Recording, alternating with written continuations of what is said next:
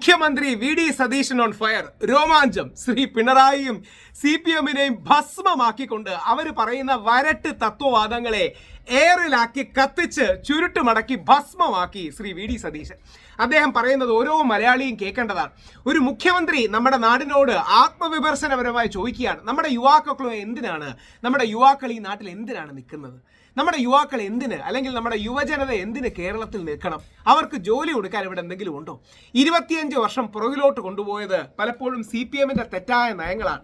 കേരളത്തിലെ 25 വർഷം മുമ്പിലേക്ക് നയിക്കാനാണ് ഞങ്ങൾ വരുന്നതെന്ന് അതിശക്തമായി പച്ചയ്ക്ക് പറയുന്ന ശ്രീ വി ഡി സതീശൻ രോമാഞ്ചം തന്നെയാണ്. അത് കേൾക്കേണ്ടതാണ്. നമുക്ക് എന്തായാലും ഒന്ന് കേൾക്കാം. കാര്യം ഓരോ മലയാളിയും കേട്ടിരിക്കേണ്ട, കക്ഷി രാഷ്ട്രീയ ഭേദമന്യേ കേട്ടിരിക്കേണ്ട കാര്യങ്ങളാണ്.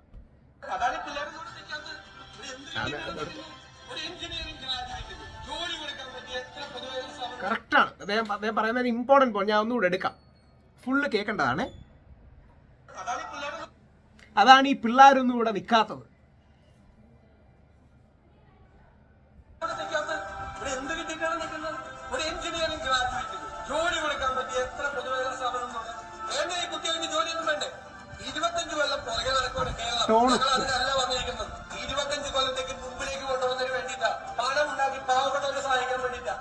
പണം ഉണ്ടാക്കി പാവപ്പെട്ടവനെ സഹായിക്കാനാണ്. സ്വകാര്യ നിക്ഷേപങ്ങളെ മുഴുവൻ കൊണ്ടുവരാൻ വേണ്ടിയിട്ടാണ് ഈ ബജറ്റ് എന്നത് ശരിയാണ്.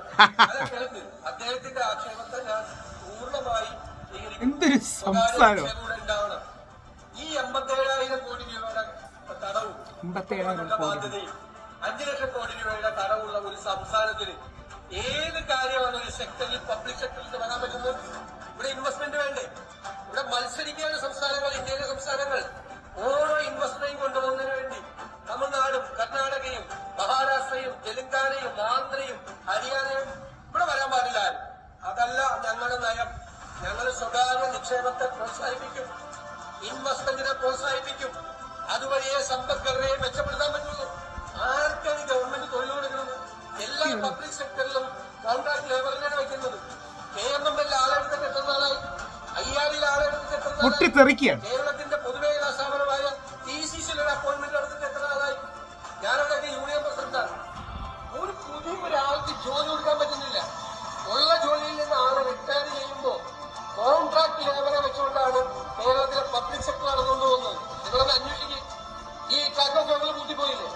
ടെൽക്ക് പൂട്ടലിന്റെ വക്കിലാണ്. അഗ്രോ മെഷീനറി കോർപ്പറേഷൻ പൂട്ടലിന്റെ വക്കിലാണ്. ട്രാവൻകൂർ സിമന്റ്സ് പൂട്ടലിന്റെ വക്കിലാണ്. നമ്മുടെ നികുതി പണം, നമ്മുടെ എക്സ്ചക്കറിൽ നിന്നുള്ള പണം, നിങ്ങളും ഞാനും കൊടുക്കുന്ന നികുതി പണം എടുത്തുകൊണ്ട് റിട്ടയർമെന്റ് വേക്കൻസിയിൽ കൂടി ഒരാളെ നിയമിക്കാൻ പറ്റാതെ ഉള്ള പബ്ലിക് സെക്ടറിൽ തലയിൽ വെച്ചിട്ട് സ്വകാര്യ നിക്ഷേപം പാടില്ല എന്ന് പറഞ്ഞാൽ ആ പോളിസിയോട് ഞങ്ങൾക്ക് യോജിപ്പില്ല. ഞങ്ങൾ സ്വകാര്യ നിക്ഷേപം കേരളത്തിൽ കൊണ്ടുവരും എന്നാണ് UDF ഗവൺമെന്റിന്റെ പോളിസി. അല്ലെങ്കിൽ കേരളം ഉണ്ടാവില്ല. ഇതാണ് യാഥാർത്ഥ്യം. ക്ലീശ വന്ന വാചകങ്ങൾ ഉപയോഗിച്ചുകൊണ്ട് കേരളത്തിന്റെ ഭാവിയെ, കേരളത്തിന്റെ അതാണ് പിള്ളേരും കൂടെ നിൽക്കാത്തത്. എന്ത് ജോലി കിട്ടിയിട്ടാണ് നിൽക്കുന്നത്? ഇവിടെ എത്ര എഞ്ചിനീയറിംഗ് കോളേജുകളുണ്ട്?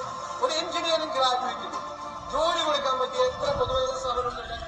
ബിടെക് പാസ്സായി വരുന്ന ഒരു കുട്ടിക്ക് ഒരു മുഖ്യമന്ത്രിക്ക് അത് വിളിച്ചു പറയാൻ ധൈര്യം കാണുന്നതാണ് നമ്മുടെ കേരളം സേഫ് ഹാൻഡ്സിലാണ്. അദ്ദേഹം പറയുന്നത് വേറെ പ്രസക്തമായ ഒരു കാര്യം കൂടിയാണ്.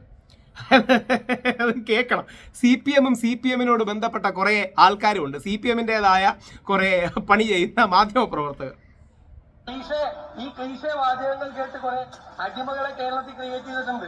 മുഖ്യമന്ത്രിയാണ് പറയുന്നത് വാചകങ്ങൾ പറഞ്ഞ് അടിമകളെ ലെഫ്റ്റ് ജാർഗൻസ് പറഞ്ഞു, ഔട്ട്ഡേറ്റഡ് ആയ കാലഹരണപ്പെട്ട ലെഫ്റ്റ് ജാർഗൻസ് പറഞ്ഞ്, ക്ലീശ വന്ന വാചകങ്ങൾ പറഞ്ഞ് പ്രസംഗത്തിലും വർത്തമാനത്തിലും പത്രസമ്മേളനത്തിലും ഞങ്ങൾ അതിനില്ല.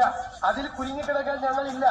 ഞങ്ങൾ മാറ്റത്തിന് വേണ്ടിയിട്ടാണ്, പുതിയുഗ കേരളത്തിന് വേണ്ടിയിട്ടാണ്, പുതിയ കാര്യങ്ങളാണ് പറഞ്ഞത്. ഇനി ലൈഫ് മിഷൻ പദ്ധതിയെ കുറിച്ച് എന്തെങ്കിലും പറയാൻ ഇനി കേരളം ഈ മനുഷ്യന്റെ കയ്യിൽ സേഫാണ്, ഒരു സംശയവും വേണ്ട.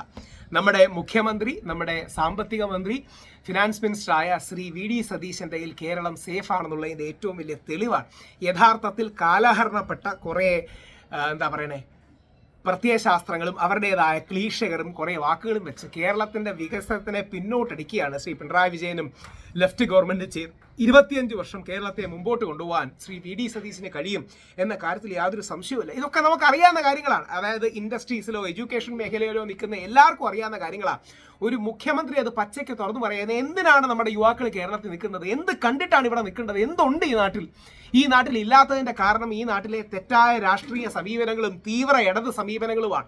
നമുക്ക് സ്വകാര്യ മേഖല വേണം, സ്വകാര്യ ഇൻവെസ്റ്റേഴ്സ് വേണം, അവർ വന്നാലേ ഇൻഡസ്ട്രി ബൂം ചെയ്യുകയുള്ളൂ.